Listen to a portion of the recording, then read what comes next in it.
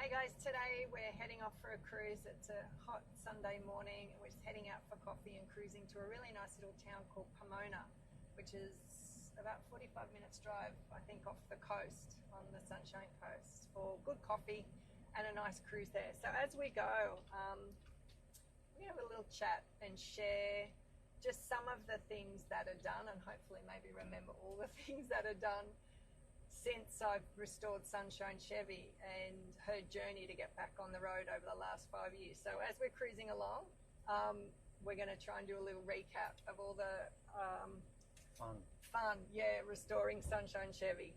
All right, let's head off for coffee. It's definitely coffee time.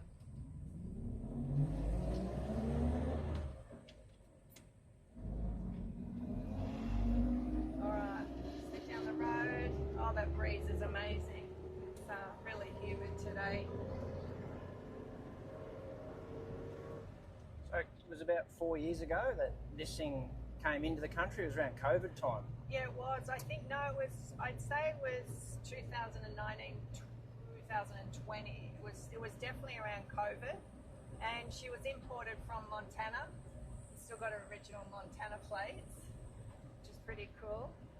So she was imported by a company here called Classic Pickup Supplies, and they sell Chevy and Ford parts here on the Sunshine Coast, and then they ship them all around Australia. So I found her on Facebook Marketplace and knew straight away that she would be a fun project, and I really wanted to help get her back on the road.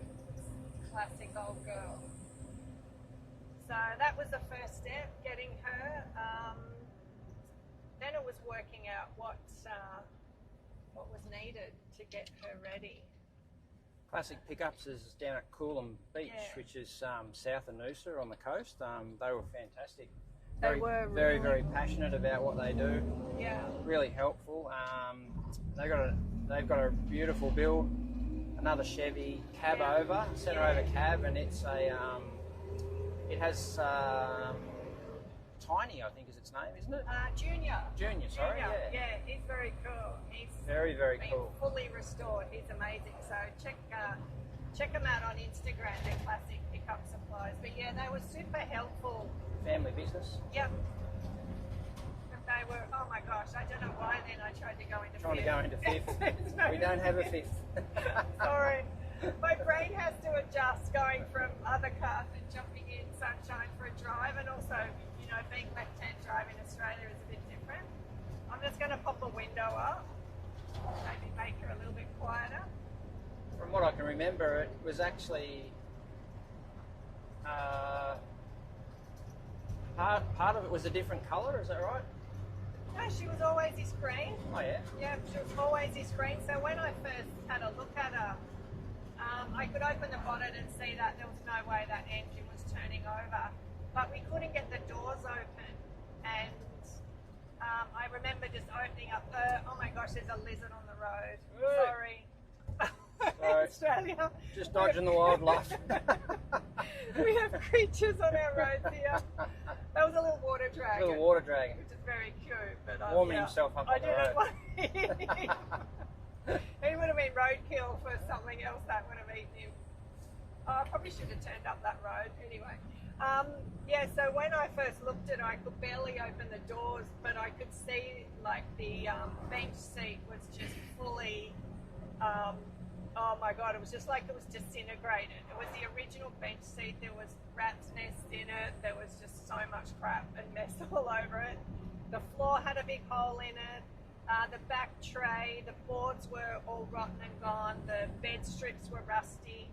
But there was some really good things about the body. The chassis was in great condition. The body was in really good condition for her age. And the thing that I really liked was she's all the original, like the chassis number, the body number, and the engine number, all, we turn right here. Yeah. Are all the same matching numbers, so she's all original, which is great to know that. Sorry, it's going around the corners, that she all matches up. So that was one of the interesting things that, there's always been interest and intrigue about where this car's come from. And I guess when you restore something, you get quite attached to it, and you want to know more about it. You want to know its history and where it's from. And one of the things that we don't think about in Australia is salting of the roads in the areas, as I understand it, around Montana where they get snow. They salt the roads, and that can be quite devastating on the bodies and chassis of cars, causing rust. And so we were pretty stoked when we found out that the body and the chassis had matching numbers. And in great condition, like the chassis really good, in really good condition. So, but it was also good to know those numbers, so we could work out the year. Like we knew the year she was made in 1959, but where in California, in Oakland, California, which factory, which number truck came out of the factory that year. So that's been really good to learn about the chassis. So yeah, it was interesting learning all that process. So flat roads, might be a little bit quieter now. So yeah, when I got her out of classic pickups and got her off to a mate that's a really good panel beater, and as soon as he saw her, he just loved her and knew that he wanted to help restore her. So he just gave me a bit of a hand and did some body work, but he stripped her right down. So basically, everything came out of the engine bay. There was just the cab. The back was all out, the cab was still on the chassis, the wheels were still on, but he just stripped everything out and just patched a few big holes that were in the body that we wanted to, just had to fabricate some bits for that. But because I wanted to keep the body original and, you know, she's got a really great patina finish, I didn't want to change any of that. So he had to really work with me to keep it looking like all the patina blended through and there really wasn't anything patched. So yeah, that was great to work on that project with him. And then he started from there. He just did all the body work, and then he fixed the interior, like there was a hole in the floor. He repainted the interior, which I decided I wanted it looking nice and fresh. So, and it was originally like a goldy, it's still in here, like a little bronze kind of colour on the inside. But I wanted to match the green and the white and the black with the exterior. So, oops, I can probably go a little bit faster here. So yeah, that was a big job to get done. Then we rebuilt I bought a reconditioned engine, which was a 1953 stove bolt. Still wanted to stay with a straight six, which so many people have said, put a V8 in it. Our son is like, yeah, put a big block Chevy in a hum, and I just wanted to keep her original, so I kept a straight six, but I had to find one that was of the same era. There's lots of people out there that do lots of really big modifications to these style of cars, but one thing that I've found really interesting just with my involvement has been when you talk to the people that are passionate about these old trucks, there's a lot of people that really appreciate that you did leave it original. And I think a lot of the hot rods and a lot of the cars that are heavily modified, there's a lot lost when we disguise and hide. And I think for that the history, it's lost. People really love to see the car as it was original. And one of the really wonderful things is the stories that people share with you about their life. I didn't know that we had these in Australia, but we've learned that it was a car that was used in Australia in the 50s, and interesting that we've met some people and made some friends who can recall their grandparents actually having this model of car. So that's been really interesting, and I think, yeah, again, keeping it original has allowed you to share with people and listen to people and just connect with people, not just in the industry, but people from the public. Someone you don't know will come up and say, oh, my grandfather had a car like this, and that just starts a wonderful conversation with someone you would otherwise never have talked to. Yeah. So that's, I think, one of the things that's really special about it, and because you've left it as it is, you can just see them recalling and Yeah. reflecting and remembering, even if it was sitting beside their grandparents on a property somewhere in North Queensland, or it's been a really I think a big bonus to keeping it true to what it was, and, Yeah. And it's just as appreciated, I think, as a car like this that may have been heavily modified. Yeah, I actually feel really privileged to have like a piece of history here in Australia that, you know, I can not show off, but showcase when we get out for a drive. We get so many people waving and looking because it is different, and I like the fact that she's not heavily modified. I mean, I love that look, don't get me wrong, I think they're so cool. All the ones that are lowered and painted and they're beautiful paint jobs, I think that looks amazing as well.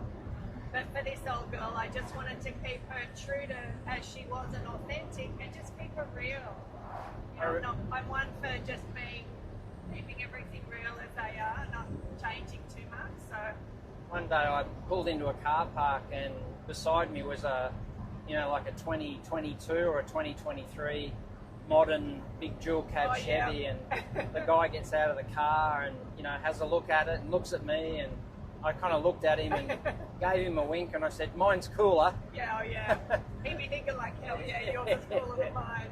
So Cool. a lot of fun. Oh, so much fun. Just a lot of fun, yeah. So yeah, other things. What else has been done other than the engine has all been redone? Just checked up. It's had a complete So wiring. The engine that's in it is Blue Flame 235, so it's very, very close to the original Chevrolet engine, which we do have. Yeah. And one day we'll restore it'd that. be nice to get that back. Yeah. And that would make a original body, chassis, and motor, which would be pretty special. So, but the motor had a rebuild, and we've made a few little alterations to that along the way since it sort of came into. And she's running so well now. Into Cath's care. So So the wiring, which you did, I ordered a wiring harness, which was amazing from American Auto Wiring. I just ordered it online, and that's been the tricky thing, ordering so many parts. What we couldn't get here in Australia, we had to order from the States. But people have been so helpful over there, like being able to email someone and say, "This is the truck I've got. We need to redo the whole wiring in her." So I got a wiring harness for a late 50 Chevy, which just had all the wires in little bags with instructions, which I didn't do it. I know you did it, Paul. It would have made it so much easier. It was all color coded, and the guide was there, so everything was rewired. There was a lot of wires you didn't need because she doesn't have like the water for the window wipers and different lights and things. So that was great, getting it fully rewired. We put new carpet in. We put some sound deadener. Well, we're just coming into town now. Put the sound deadener in the floor from, I think it's Car Builders here in Australia. Yep. That's a great product to make it a bit quieter and also a little bit cooler in the cab. Then we put in some carpet, which you'll see in another one of the videos. I talk about the carpet and other things that have been done. We're just going to turn into town. And so that was great to get all the interior done, but I kept like the steering wheel, the gear stick, all the dash components. Was going over a little train line. Dash components, everything has been kept the same in here. In the back we put in some Aussie red gum, so you'll see again that in another video. Brand new bed strips, it's made the back look beautiful, but the inside of the cab is all the same as it was, just that really cool patina look with all the little marks and things. The brakes was an epic. Oh yes! Oh my gosh! Epic task. We're in Pomona right now. We might have a coffee, and we might get back to you with the brake story after coffee. That sounds great. We'll see you soon. Bye.